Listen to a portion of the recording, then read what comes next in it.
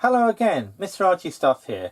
Now this is an Academy gramophone, and I've got the sleeve here that shows a dealer, and I showed this in a previous video. And Academy were a brand that was introduced round about 1920. I think the company was formed in 1919, and they made cheaper gramophones to compete with the likes of H&V and Columbia, and I think were taken over by Columbia in about 1930. Anyway, this was very cheap, and as you can probably tell, I've actually removed a few items from it.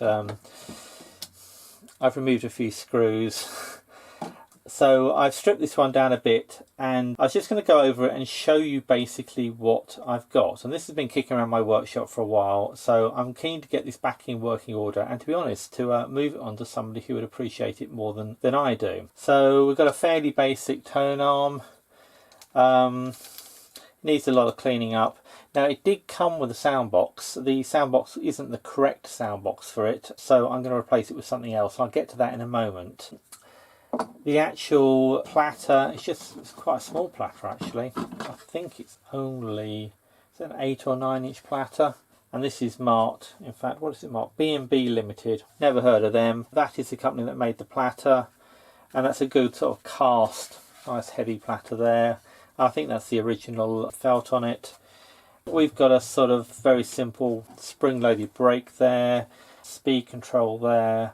Here is a winding handle, and the winding handle's fixed. I mean, the winding handle does actually sort of fit in the case like so. So I take the motorboard out. Now I've removed all the screws, or at least most of the screws. So this is just a simple piece of board, and we've got the sort of screw bit here that actually adjusts the speed. I'll put that over here. And inside what we've got is a Garrard motor, and we've got various bits of felt and stuff. In fact, I've got a little pot somewhere. This is a pot with most of the bits in. I'm just going to put well, the loose bits in anyway. They're not loose, those are loose. And we've got a horn in the back, just a very simple horn arrangement there.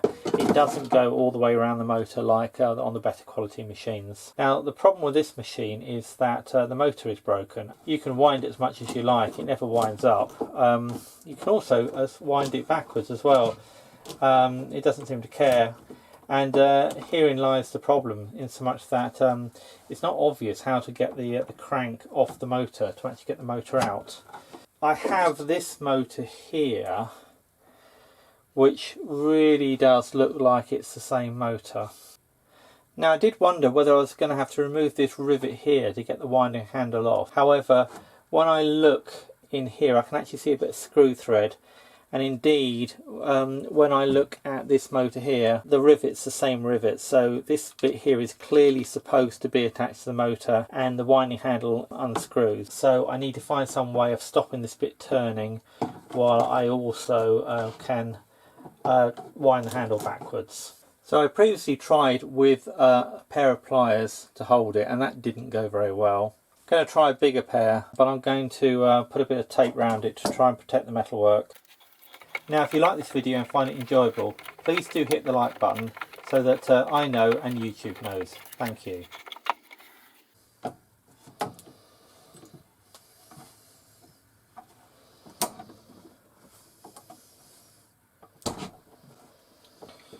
Right, and there we go, one handle removed.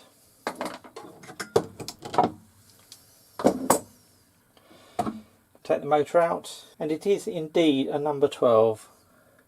So these motors are pretty much identical. I think the only difference is the length of this arm here. So what I could do is actually just switch the motors out, or I could switch the spring barrels out.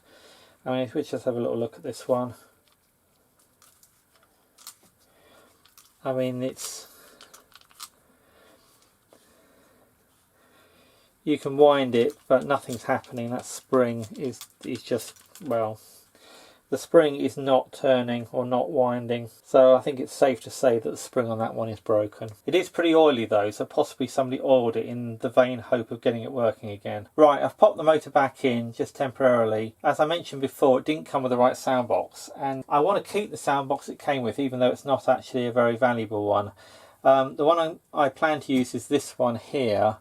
This is actually probably a later sound box too. It's got a metal diaphragm. It is completely trashed. It's one that came in that job lot that I bought.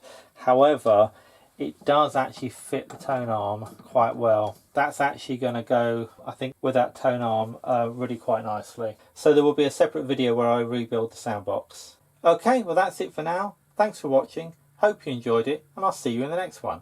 Bye for now.